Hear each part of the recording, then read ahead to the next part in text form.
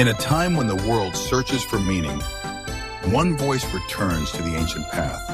This is Noahide Hour. Join More Azaria Gilbert Mendoza as we uncover the universal wisdom of the 7 Noahide laws, a guide for all humanity.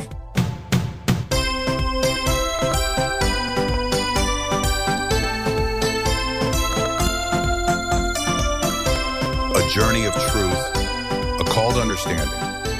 This is Noahide Hour. Shalom Aleichem. Welcome sa ato ang programa og laing episode na usab. Ang atong pagahisgutan sa programang naguluhang The Noahide Hour, exploring the 7 universal laws for humanity. Hello sa ato ang televiewers ug sa ato mga kakaubanan pod no dinhi sa ato ang studio karon uban ang Noahide Community Incorporated Davao City, Philippines in cooperation with PTV Channel 11. And I'm your host, Renz Barbarona. Kauban usab nato ang ako ang co-host nga si More Azaria Gilbert V. Mendoza, ang Noahide Ambassador to the Philippines and ordained more by the Noahide Academy of Israel. Shalom, shalom, More. Shalom. Welcome once again. Yes, and syempre, welcome usab nato ato ang guest, way lain kundi si Sir Yered Edgar Tubera. Hello, Sir Edgar. Hello. Shalom. And last week, mga higala, ato ang gisgutan ang bahin sa prohibition against murder. Mao na tong last episode and that was a very interesting topic. And another interesting topic na pod ang atong paghisgutan this episode, bahin na pod mga higala sa prohibition against forbidden sexual relations. So, this is my first question to More, no? Nganong importante, More, sa katawhan nga ma-edukar ta bahin aning prohibition? Okay, that's a good question. And by the way, ang Hebrew sa prohibition against sexual immorality is Geloy Arayot. Maura po ning ato ang binisaya nga ireyot, something like that. Now, and in correction to the question, let me quote one of the British anthropologist J.D. Unwin. He said that for 5,000 years of history in his study, we can find that there are 86 primitive and civilized societies, and during that period he found that the regulations of the relationship between the sexes are the very foundation of a civilized society. In other words, if you go to a certain city and then that's the very first time that you are there, ang mga tao nga imuhang makit-an, maobserbaran how they behave sexually, mao daw ang mo hatag mong impression kung unsang klaseng syudad ni siya. So, makita nato na unsa ka importante ang education may tungod sa gitawag og prohibition against sexual immorality. Ngaron tungod kay kung ikaw naa sa maong syudad unya na ay mga babae naglakaw unya makita nimo nagatundong unya tagasog sinina makaingon ka nga kuyawan mga babae diri no kun kay sila mga kumbaga religious or mga modest, something like that. Pero kung first time nimo sa city unya nitindog ka taod-taod niagi nga nagkatupis lang unya nanapoy lain one piece na pod no. So, nanapoy lain, 1/2 na pod. So, makain ka, unsa may klaseng syudad ay ni? No? So, ang sexual behavior sa tao, mao siya ang mo'y indicator kung unsang matang sa civilization. No? Ang naa din ha. Mao nang in connection to that, minungdanon kaayo nga ang tao ma-educate, may tungod ni ini nga level no, sa prohibition. Yes, sir. And Moreno, what is the derivation of the prohibition of forbidden relationship? Okay, there is no other ground for the prohibition apart from the Torah, and that's why if we talk about how a person must behave himself, there is no other textbook for that. There is no other textbook apart from the Torah. Now, only the Torah, and that's why. Let me quote once again what Rambam had said, that the Torah is the only commandment that He gave for humanity. Only commandment He gave for humanity. That means, kung kinsa may nagtudlo nga bawal mag-adultery, kinsa may magtudlo ana, kinsa may magtudlo nga bawal ka manakit og tao, kinsa may magtudlo nga bawal ka mag murder, bawal ka mangawat. Only the Torah.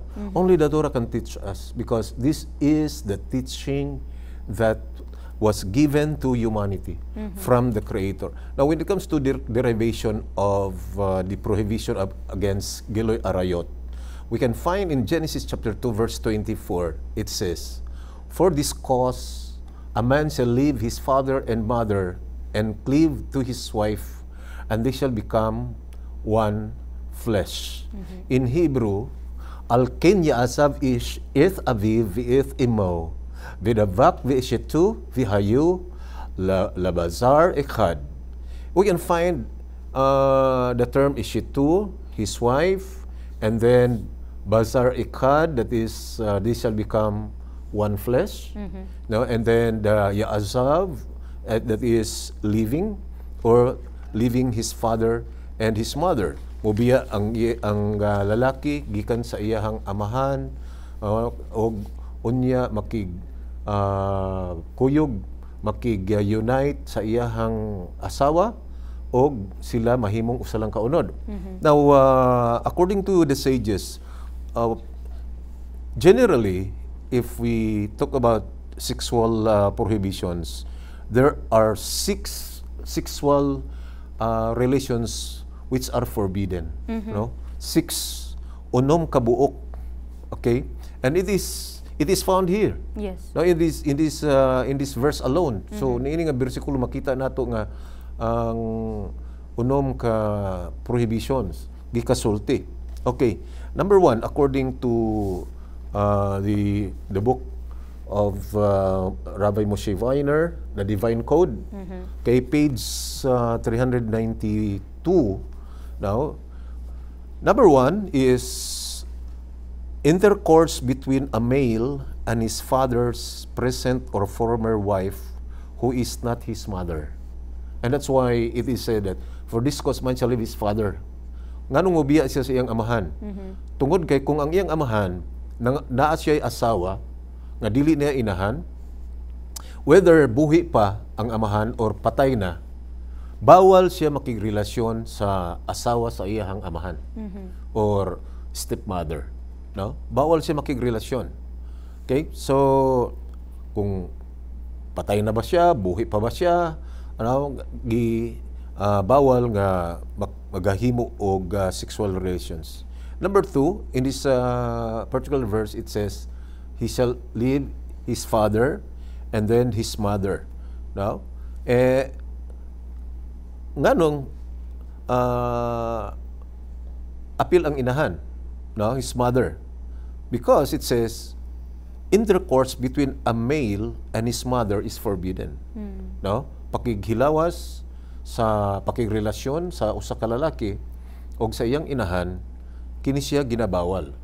Mo na nga mubiya gyud ang lalaki sa dihang maminyo na siya, mubiya siya. No, og unya, number 3, it says, and also forbidden to have sexual relations with the daughter of his mother. Now, ang kung baga naamay anak sa iyang amahan, now, pero kung anak sa iyang inahan, bisan pa og dili sila igsuon na sa amahan, bawal siya makigrelasyon. Whereas kung anak siya sa amahan, sa laing babae, pwede niya pangasawon in the ancient. And we can find it in the book of Genesis 20 verse 12. Sa Genesis 20 verse 12, gi-confront si Abraham ni Abimelech. Now, nganong niingon man nga imuha ning igsuon niya, imo man ning asawa. O siya gitubag ni Abraham, "Yet she is truly my sister.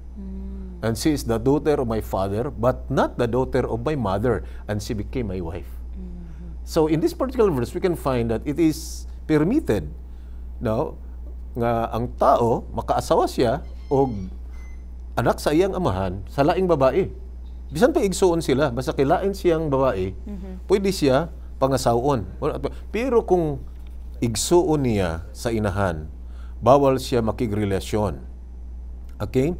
And then, we can find the fourth, it says, relationship between a male and another male. Nga naman. Okay, let me emphasize first, because it says here, and he shall cling unto his wife. In Hebrew, vidavak ishetu. The word his wife there is ishit, or from the root word isha, which is the masculine of ish. Man is ish, and the woman is isha. And therefore, kung siya na anay asawa, kinahanglan nga makig-union siya, makig-unite siya sa iyang asawa, and then the sages said, and it must not be the wife of his neighbor or the wife of his friend. It must be his wife. That means, bawal ta makig-ipon, no? Mensahe alang sa mga lalaki, kay kini, kasagaran yun ang ginatudluan ani ang lalaki. No? Bawal sa mga lalaki nga makig-ipon ka og babae nga minyo. Minyo, no? Adultery siya. Yes. Death penalty na siya. No, death penalty. Kung wala man na gi-impose ang punishment sa court, sa human court, ang hand of heaven mao ang mag-impose ana siyang punishment. Okay? Ang problema, kasagaran ba yung mga minyo nga naadiri o niya malayo lang ni adto og laing nasod. No, pag abot dito nagpartner sila, unya mga minyo ra po di ay sila. Yes. No? Unya na sila pamilya sa laing lugar, na sila pamilya sa laing nasod. Mao na siya ang trending sa laing nasod. No? Ngano man kay labi na ra ba ng mga Pilipino kung tuan na sa layo, laing nasod, murag suod kaayo. For example, kami dito mi ni Mrs. sa Jerusalem, lingkod-lingkod lang mi dito sa kuan, purok kay sakay o sa bus stop. Na Pilipina ni dool nga, Pilipino kayo? Oo, sadali, ako magpara ng taxi. No? Ako mo dating kayo. Dili noon silingan nato, dili man noon ta mo, dili man noon ta mo entertain sa tuang silingan kaayo. Pero dito na noon sa gawas, kusog kaayo. Okay? So, it is forbidden, no, to have relations with a married woman, and it must be his wife. Now, kinahanglan iyahang asawa o dili asawa sa laing tao, because it says ishitu.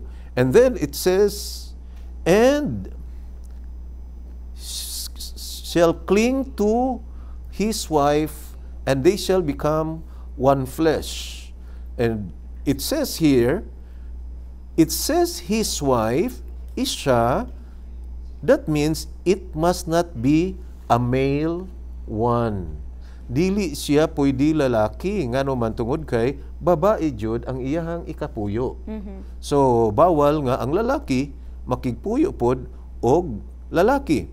And the next, and they shall become one flesh. That means kinahanglan nga dili pod siya hayop. Ngano man kay sa ilang union o sa ilang intimacy, kinahanglan nga makaproduce silang anak. Mao na nga bawal pod ang bestiality or pakikilawas sa hayop.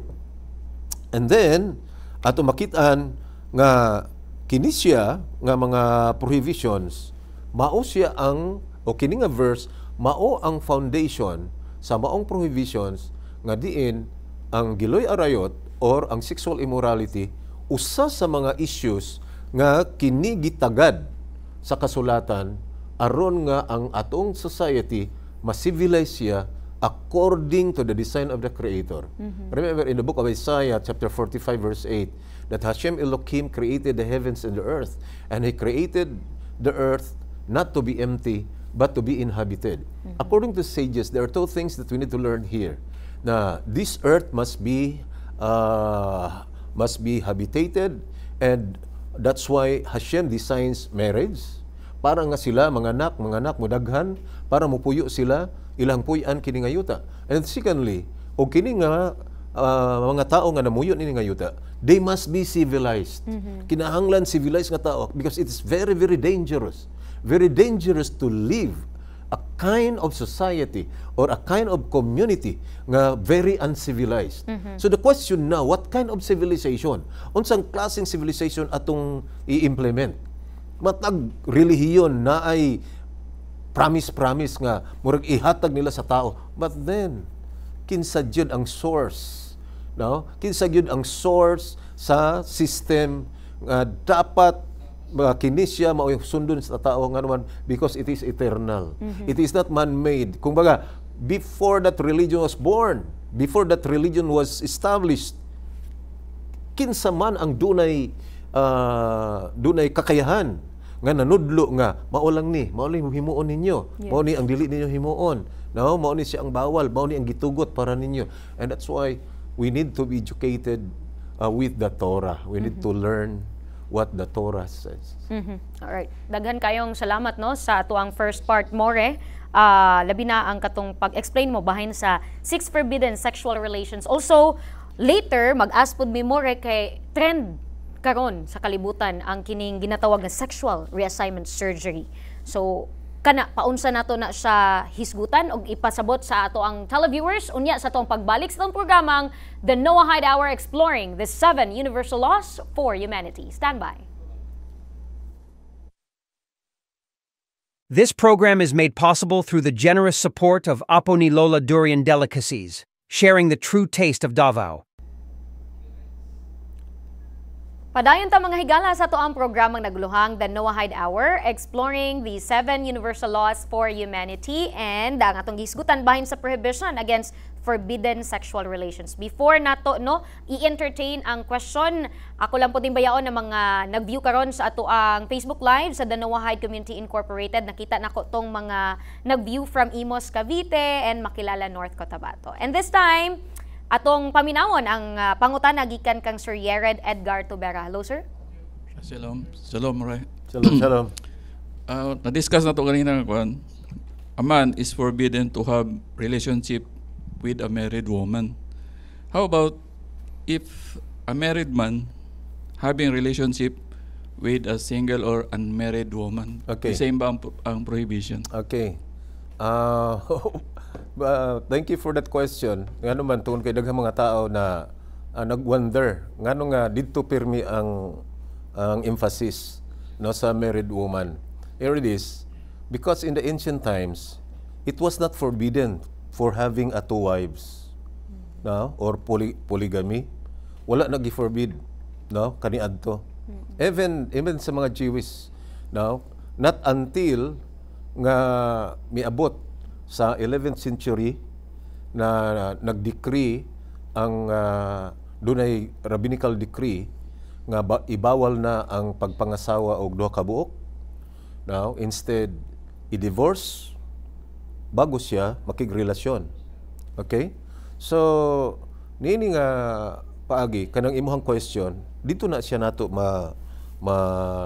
discuss sa polygamous relation, no? Nga minyo na ka unya nangita ka paglain, no? In the ancient makita nato nga gi-permit na siya, na it was permitted, although it was not commanded. No, it was not commanded, but it is permitted having two wives. That's why makita nimo bisan sa Tanakh ang mga Jew na siya ay first wife na isa second wife, no? So na siya other wife. No, gawas lang atong mga kings. Kaya naman mga tana, gawas si King Solomon daghang kay kasawa. Now si King David daghang kay kasawa. Now, actually for the kings sa Israel, they are permitted to have 18 wives. Now 18 ka buok. Now, gikuha nila na gikan sa Chronicles nga si David gi-mention ang iyang unom ka asawa niya, giingnan ni Nathan na pwede man ka nga tagaan ka nga asawa nga sumala sa naan nimo o dungagan pag ingon ana sa naan nimo, kung baga 18 ka buok. No? Pwede ka mga sawag 18, pero kung manghilabot og asawa sa laing tao, bawal na siya. No? Karon balik ta sa issue nga kung ang lalaki ba na pwede ba siya makigrelasyon og mga singles. As I've said, sa ancient, ang mga single ng mga babae, pwede siya i-second wife sa lalaki. No? And then, until such time, pag abo na sa 11th century, gi-stop sa rabbinic court.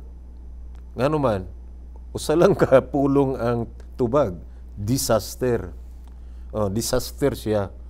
Kung baga, ang statement na no kitchen that is too big to accommodate 2 wives. No? Wala ginaw kusina nga dako kaayo niya mo accommodate og 2 ka asawa. Bisan pag isa ka hektaryang kusina na, maggamay ra gyud na kay magginukdanay man yun na sila ng isa ka hektarya.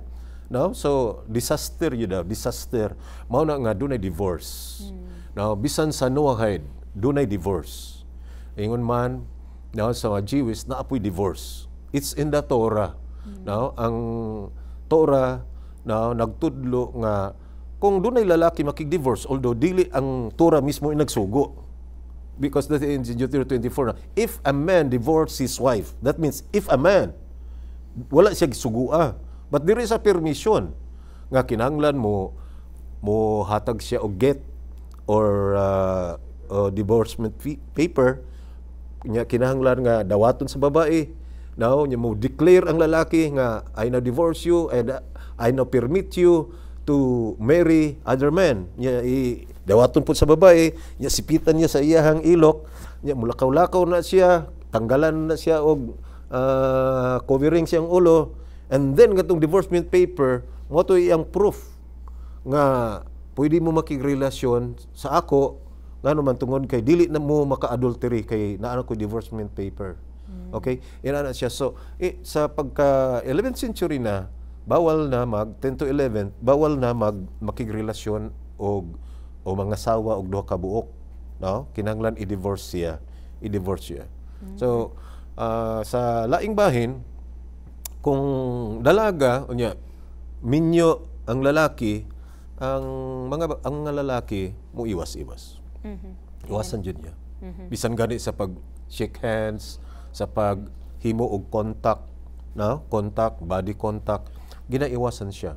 Kay usbon ako nga statement para sa mga Jewish. Nobody can be trusted when it comes to sex. Walay taong masaligan. Walay taong masaligan. So, ang gihimo sa Torah, mao nga paiwason ta. No? Kita ang muiwas. Ngano man tungod kay sa Psalms chapter 1 or number 1, verse 1, kung atong basahon, which is very common, now in the book of Psalms, number 1, verse 1, Blessed is the man who shall not walk in the counsel of the wrong, and shall not stand in the path of sinners, and shall not sit in the seat of scoffers. And then in Psalms 34, verse 14 or verse 15, it says, Sor mira va'ashitov, stay away from evil and do what is good. So if the Torah says, stay away, we need to stay away. No? Just stay away. Nga naman, the sages said, matag tao was created by Hashem as a complete creation, and then there is an intrinsic part of a person that is making him to be fortunate. And that's why it is called Asri Haish in Hebrew. That is, fortunate is the man, or blessed is the man. Now, both in this life and the life to come, Hashem wants us to be happy, no? To be joyful. And kini siya gusto niya nga gwardiyahan nato. He wants to protect us. No? He wants to protect us, and that's why he said, don't go there. Don't go there. Don't join their company. Don't join the company. And then the second aspect in verse 2, but his delight is in the Torah of Hashem, that is in Psalms number 1, verse 2. And in his Torah, he meditates day and night. Okay, so there is a negative and there is a positive. That means, it's not enough nga mudili ka sa evil or sa wickedness. Unya, for example, gi-invite ka nga, mga dudag, happy-happy dito, jaming-jaming dito, pista dito. May pay matulog ko. Dili ko diha. Dili po siya tama. Wala ka ni adto niya natulog ka. Wala ka ni adto ug unya nagtuon kag Torah. Why? Because it says, but his delight is in the Torah of Hashem. That means you need to say no to evil, no to wickedness, and you need to say yes to the Torah. Yes to the Torah. Kumbaga, doon na kay hunungon, doon na pag kay himuon. Tama ko yung mga tao, yung mga, ay, ako, yung ko'y problema, dili ko kawatan, dili ko palaaway, wala ko nagbarder, wala ko gapanapa, wala ko, yung ko'y sala. Really? Yan sa may gihimo. Basta wala ako. Basta wala ako. No, dapat na kahimuon. Na kahimuon. It's one thing to say no, and it's another thing to say yes to the positive commandments. Something like that. Okay, thank you, More, and also to Sir Yared Edgar. No, nalampod ko'y pangutan na More. Kining punishment ba sa 6 forbidden sexual relations? Pare-pareha ba? Isa lang ba? Death penalty? That is a very, very interesting question na all humanity must learn.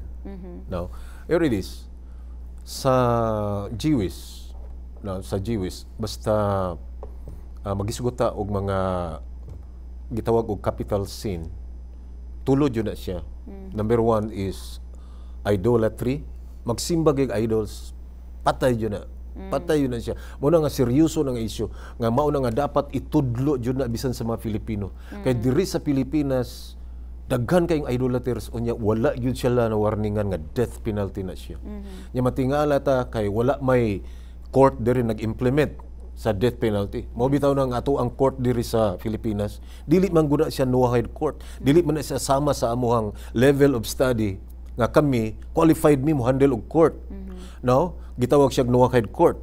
Unsay nakalahi sa among court ug sa court sa Pilipinas. Ang court sa Pilipinas dili Noahide. Wala sila ga-implement og Torah. I will give you an example para ma-broad ang atong discussion. Now, number 1 nga bawal gyud sa Torah ang pagsimbag idol. Now, number 2, now, wala kay nila gi-emphasize ang pag-protect sa mga hayop or ang pagbawal sa pag-torture sa hayop. Which is also important in the Noahide prohibition nga dili ta mag-abuso sa mga hayop. Now, for example, legalizing sabong, something like that, no? Nya ang isabong lang ang bawal. Yes. Amin ninyo, katawanan yun na siya, based nimo sa Torah. Nga naman, tungod kay selective kaayo siya. Wala kabalo ang tao nga sa sabong, duha ka sala ang gihimo sa tao. Number 1, kawat. If ever na ay sugal, kawat yun na siya.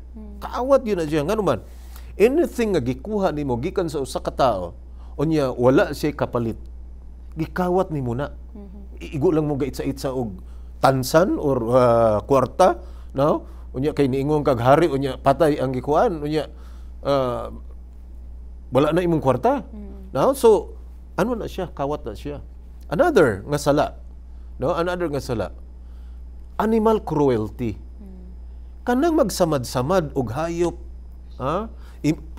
gipapatay ang mga manok or gipabugno ang makabayo, gipasungay ang mga baka. Cruelty na siya. And it is forbidden. Dapat i-decree na sa court. Ayaw mo pang hilabot, ana. Karon balik ta sa death penalty. Okay. Number 1, simbag idol, death penalty. Number 2, ang paghimo o relasyon nga forbidden, adultery, death penalty. Number 3, murder. Now, death penalty. Sa Noahide court, mas worse. Nga naman, any violation sa Noahide laws, death penalty siya. But then, bisan tuod og na death penalty now sa Jewish court, sa Sanhedrin court, according to the Talmud, sa period of 70 years, kung dunay usa nga i-execute singgitan ang court nga mga murderer. Nagpasabot nga bisag na ay death penalty, gipugnan ra gihapon nga kumbaga giwarningan ang taong nakasala nga ayaw jud ninyo ayaw ninyo ipadayon, ayaw kay ma-execute mo, mapatay mo. Mo na gingo nga bisan tuod og naay death penalty pero sulod sa 70 ka tuig nga naay usa nga ma-death penalty, dunay dako kayong problema mitabo. Nagpasabot nga naay death penalty unya wala gipatay. Something like that. Yes. Ngano man kay ang court dili mo patay diretso. Mu-warn siya sa tao. Warningan ang tao bago siya execute. Ana siya. Alright, thank you so much More for kining pag-explain no, pagpasabot sa atong televiewers bahin sa ato ang katong diskusyon. And syempre ang ato ang topic sa mga bago lang pud sub nga nag-view sa ato ang live karon mga higala no, prohibition against forbidden sexual relations, and magpadayon ta sa atong paghisgot niini sa pagbalik sa atong programang The No Hide Hour, exploring these 7 universal laws for humanity. This program is made possible through the generous support of Apo ni Lola Durian Delicacies, sharing the true taste of Davao. Welcome back sa ato ang programa mga higala, ko gihapon ni Renz Barbarona, ban gihapon nako si More Azaria Gilbert Menyoza, atong co-host, and atong gihisgutan mga higala bahin sa prohibition against forbidden sexual relations. And still, we are live sa ato ang programa and live usab ta sa Facebook and sa ato ang YouTube. Padayon ta sa ato ang gihisgutan mga higala, and this time akong question, how about More kining homosexuality? Okay. It is still connected to the verse that I have mentioned. That's Genesis 2 verse 24. Tungod kay makita nato na ang gisulti sa Genesis 2:24, for this cause man shall leave his father and his mother and shall cleave to his wife. And the term wife there is vidavak ishtu, and the term ishit is derives from the root word isha, which is the feminine of the term ish. That means woman. Must be a woman. Therefore, niini nga verse, gibawal ang lalaki nga makig-ipon as married sa usa ka lalaki. Likewise, babae o babae. And then, we can find also in the Leviticus chapter 18, verse 22, it says that, and do not lie with a male, now, as with a woman. It is abomination. Okay? It is abomination. No? Ve'et zakar lo tishkav, no? Miskavi isha to'evahu. So, we can find the term to'eva. And let me explain once again because this is very, very important. No? I will give you a verse first, which is in the book of Isaiah, chapter 5, verse 20. In the book of Isaiah, chapter 5, verse 20, it says here, woe to him, alaot siya, who said, evil is good, and good is evil, and who said, dark is light, and light is dark.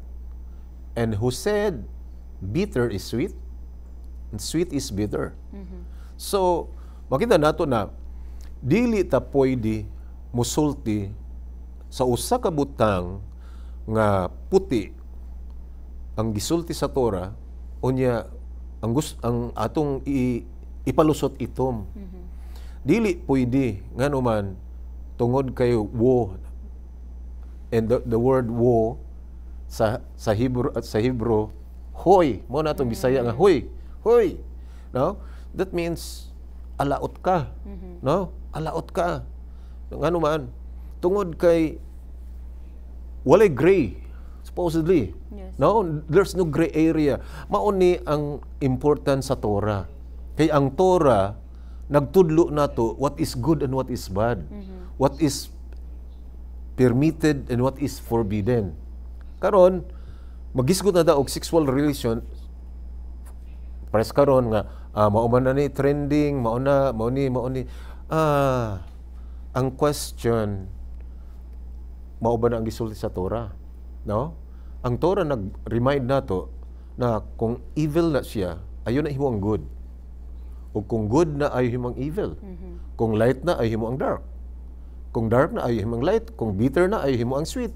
Kung sweet na siya, ayo himo ang bitter. Now, so if it is forbidden, don't make it permitted. Yes. Nga naman, kabangga nimo ang langit, di ba? Kabangga nimo ang kalangitan, kabangga nimo ang naghimo nimo. Now, so, ngano nga, importante kaayo, makasabot ta, nganong gihimo ko nga lalaki, nganong gihimo ka nga babae, do natay mission. Dili ikaw nagbuot. Nobody, no? Nobody on earth can make his own choice na I want to be a man or I want to be a woman. Nobody. Why? Because we were born here with a mission. Why He made me a man? Because I have an obligation to perform. I have my own mission. Why Hashem made you a woman? Because He has a mission for you to do. Therefore, ang atong himuon, if you are a woman, don't make any effort trying to be a man. Okay? If you are a man, don't make any effort trying to be a woman. Yes. Nga naman, tungod kay bisan pa man o mo-undergo pa kag unsa imong himuon na para lang that will connect to the next Yes. question. No? It won't change the reality. Oo, kaning subay ani more kay ang uban mo adto sa gawas mo gasto og dako para lang gyud aning ginatawag nga SRS o sexual reassignment surgery. Unsa man ni more Okay. about this? Sa SRS, now, kini magong mga nagsugod ani, now, gikan sa West, now, kabalo ka, labi na diri sa Pilipinas, kung unsa na ilang makita dito, mara ila dahil sunod-sunoron, kumbaga, naman ko nagsugod ani, o na nagsugod ba? O niya, ilahang padayon. Okay, sa sexual reassignment surgery, first of all, it is forbidden. Why? The basic reason is you want your body, you want your own body without any benefit. Now, unlike operation, nga nag-undergo kag operation, nga naman tungod kay naay sakit, naay balatian, the purpose is to heal you. It is permitted. No, it is permitted. Pero, misubmit ka voluntarily, now, gisamaran imong lawas, ni-undergo ka og operation, SRS, para ang imuhang kinatao nga lalaki, kambyuhan imong babae, ang unag yung sala dinha, ang prohibition against injury, no? Against wounding your own body. Maog yun na ang unang sala. Bawal yun siya. Bawal siya nga imuhang saktan imong lawas, imuhang samaran ang imuhang lawas. And then, kung ikaw naka-undergo na og operation, remember, it won't change the reality. In the eyes of Hashem, in the eyes of the Creator, still you are a man. And since you're a man, Hashem is expecting you to perform your mission on earth. Now, I will just share this. Sa time nila ni Jacob, girape ang iyahang, gikidnap, girape ang iyahang anak nga babae. Now, according to the plain understanding, only woman. But then, makita nimo sa mga succeeding murag, naana siya his daughters, no, na plural na. So, atong isipon ang plain nga pagsabot, nga usa lang ka anak niyang babae. Gikidnap ni Shechem, paghuman, girape ni Shechem. Bata pa kayo. Perhaps mga 9 years old. 9 years old pa lang. Kay sila si Shimon og si Levi, mga 13 pa. Mga 13 pa lang si Shimon og si Levi. Pagkadungog nila ni Levi ni Shimon, ilang kay namalay ka nang rape na namalay. Di nasuko si Shimon og si Levi miingon nga sa mga tawhanan ni nakaminos ni sa tuwa. Gusto mo mga sawa? Sige, kami mga circumcise me. Kung gusto mong makigminyo na mo, mag-circumcise mo, tanang lalaki ninyo i-circumcise, musugot mi. Pero naa sila'y plano nga dili mao. No? Pag katulog ka adlaw na 300 kapin ka lalaki. No, sakit na kaayo. Agi attack sila. Duha lang kabuok ang nag-atake. Si Shimon lang si Levi tag 13 years old. Gipang patay, 15 gipatay. Lalaki 13 lalaki puros ang gipatay.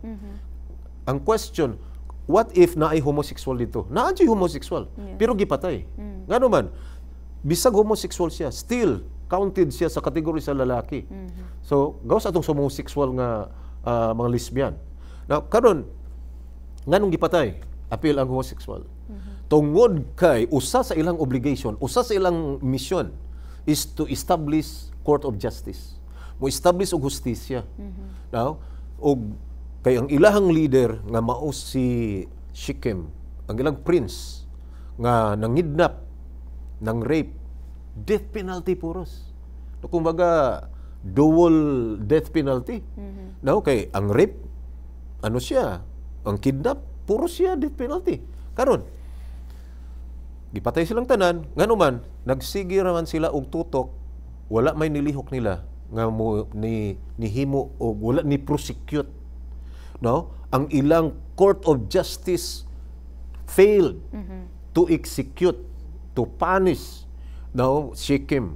Mo hinungdan pangpatay sila tanang lalaki. Apil ang homosexuals. Mao na akong pasabot nga sample na siya sa mission nganong gihimo kang lalaki, nganong gihimo mong babae, doon na siya ay mission. And never try to be a woman if you're a man.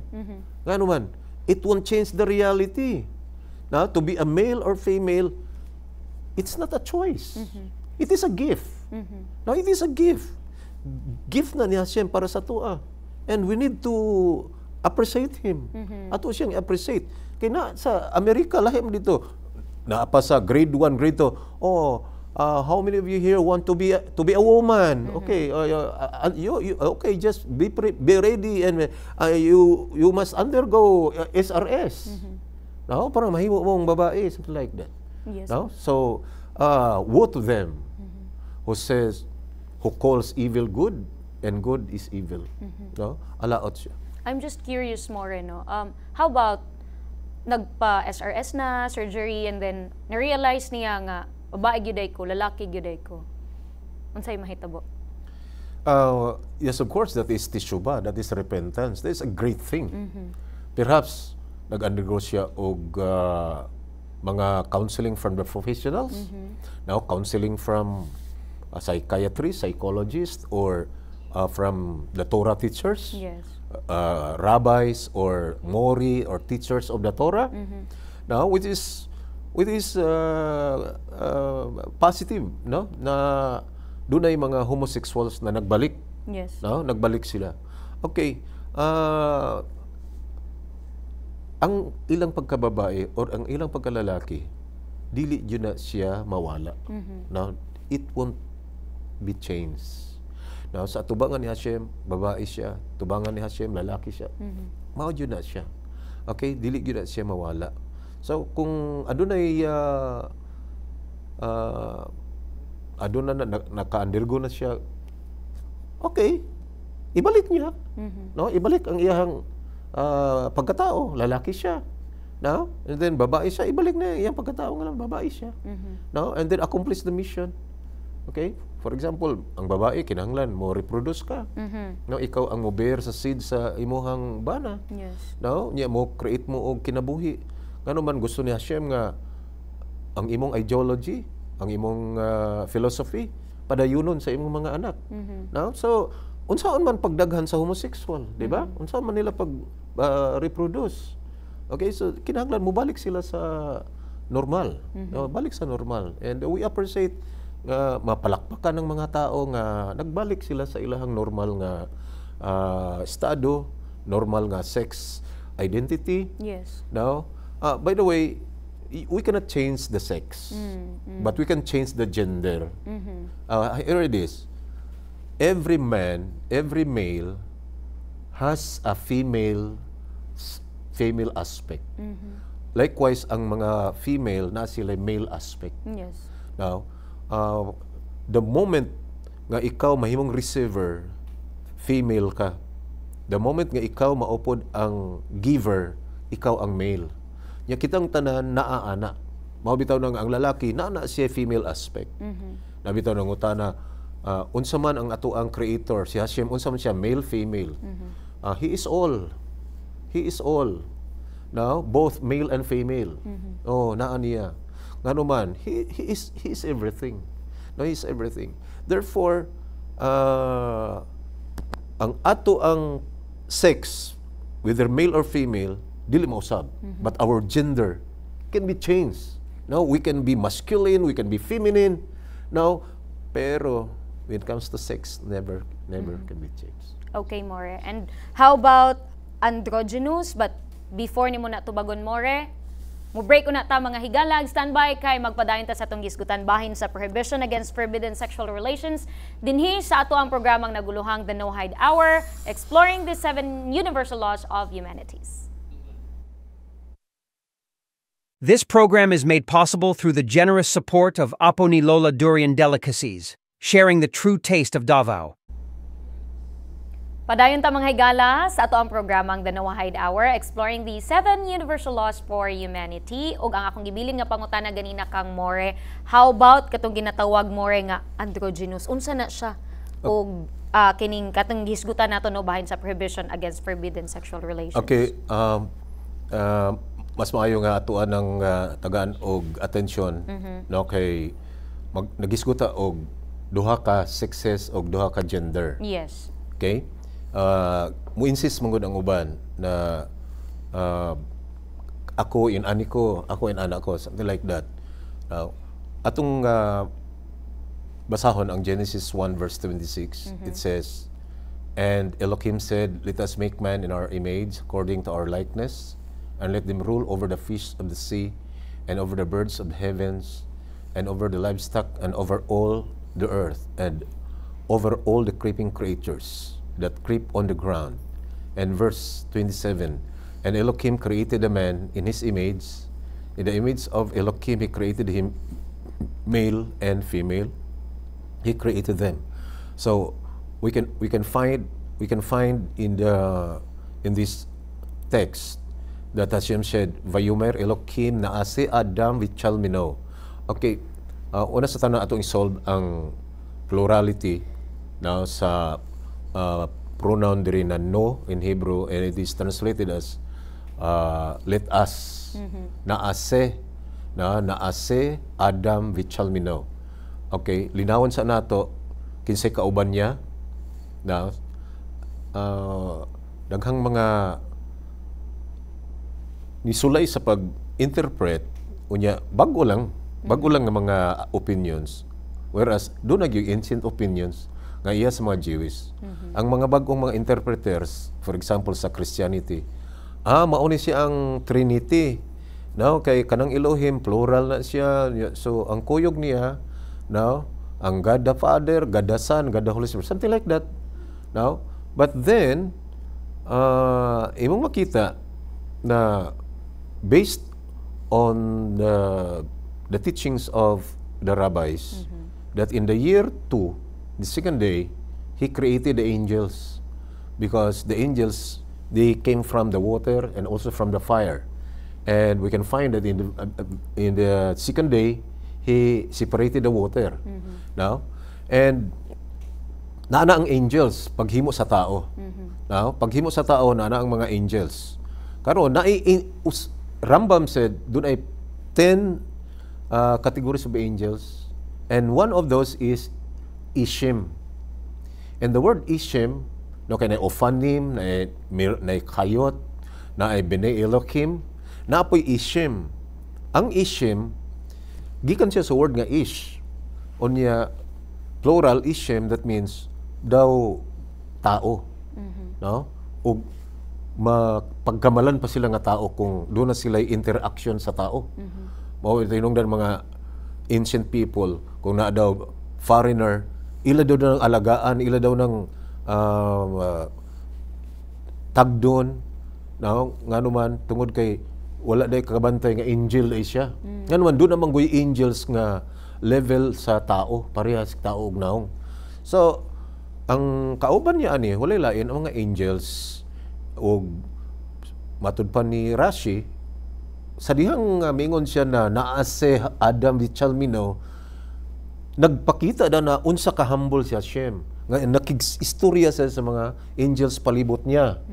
Now, but it doesn't mean nga mi-appeal ang angels, because in verse 27 makita nato na pag human niya gi-create ang tao, gisulti na, and Elohim created the man in his image, in the image of Elohim he created him, male and female. He created them. So gi-create niya male and female. So si Hashem gyud na-create. Wala gilabot ang angels. No? Karon duha ka gender ang gisgutan, male and female. Yes. Duha ra ka gender, or let us call it sex, no? Duha ka sexes. No, duha ka sexes, male and female. Karon naamay na nga tao nga androgynous. Dili kay na common sa tuwa, pero Yes. sa tibuok kalibutan naa jud daw siya. Naa jud daw ang mahimugso nga androgen nga tao. Unsam na mga androgynous? Naay mga tao nga double sex. Oh, ang ilahang ano, na sila'y ovary, na sila'y na sila'y panglalaki, na sa babae. Karon adunay question nganuman ni undergo siya og discussions gikan sa mga sages nga unsa jud ang ato ang kumbaga panglantaw based on the Torah may tungod sa mga androgen. Now, ang double ano man sila. Kung naa jud daw sila'y male sex organ, and yet naapod sila female sex organ, categorize gyud daw sila as male. Oh, male gyud daw sila. Kung baga ang mga androgen di daw mabuntis. Oh, kay male gyud sila. No, male gyud sila. No, so dito sa male gyud daw sila na belong. Oh, so sa ato karon murag dili naman ka, pero na may mga istorya nga na maghinumno ko sa una, bata pa ko, na may istorya nga na daw tao dito nga duha lagi daw ang iyang sexual organ. No, ana niya kita pod nga murag mukurot ato ko, pero sa pagkakaroon kay naanay social media murag makita na nato nga murag tinuod siguro. Nya naamang yun ay na mga androgen nga mga tao. Pero categorize gyud sila sa male. Dili gyud ingon nga neutral. So mo na nga walay X sa sa sex ano, male female. Di ba panahon ni former President Biden, kung homo ka, X ang imuhang ano, X ang imuhang gender nimo. No, pero panahon ni Trump gibura na ang X.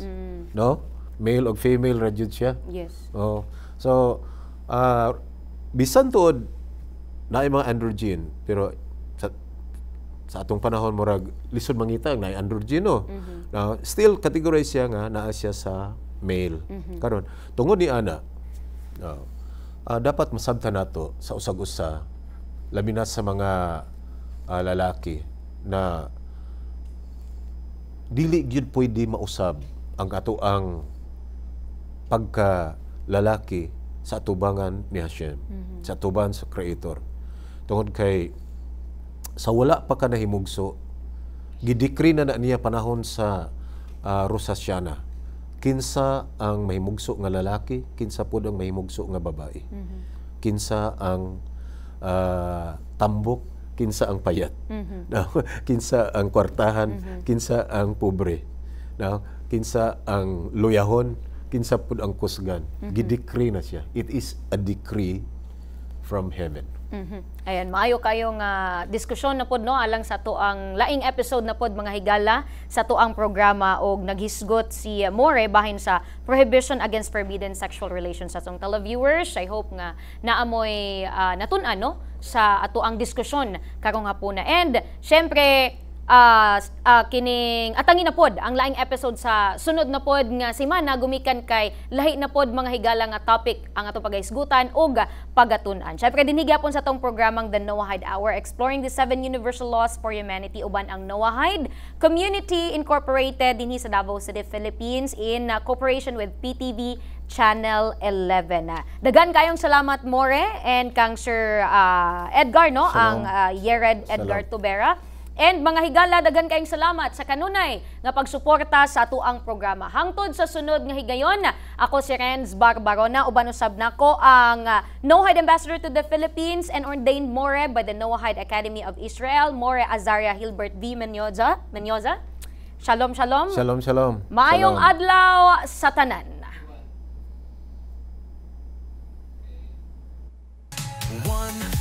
This concludes our episode for today.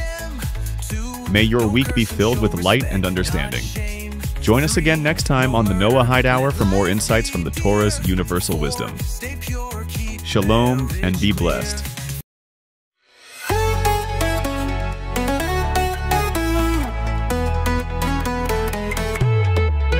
Hey there, brother, don't you see? There's a way for us to live in harmony. No more hatred, no more strife. Just follow and learn Hashem's decree in life. The 7 universal laws show the way, also known as the Noahide laws today.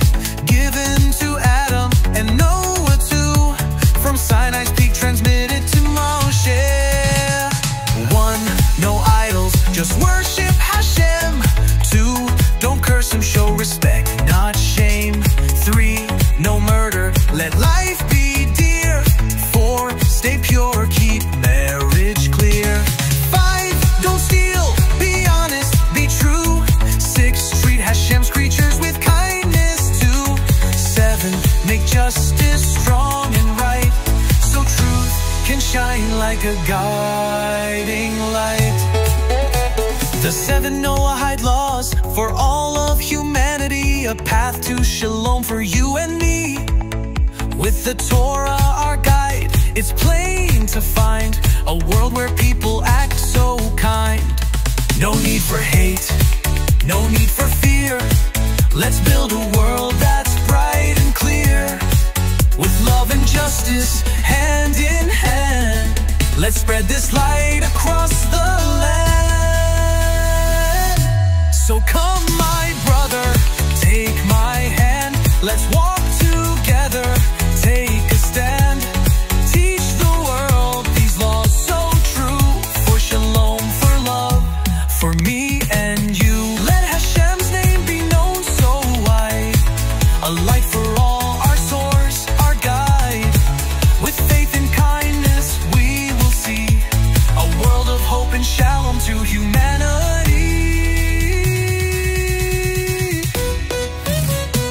1, no idols, just worship Hashem.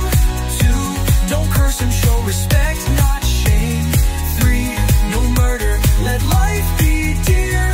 4, stay pure, keep marriage clear. 5, don't steal, be honest, be true. 6, treat Hashem's creatures with kindness. 2, 7, make justice strong and right, so truth can shine like a guiding light.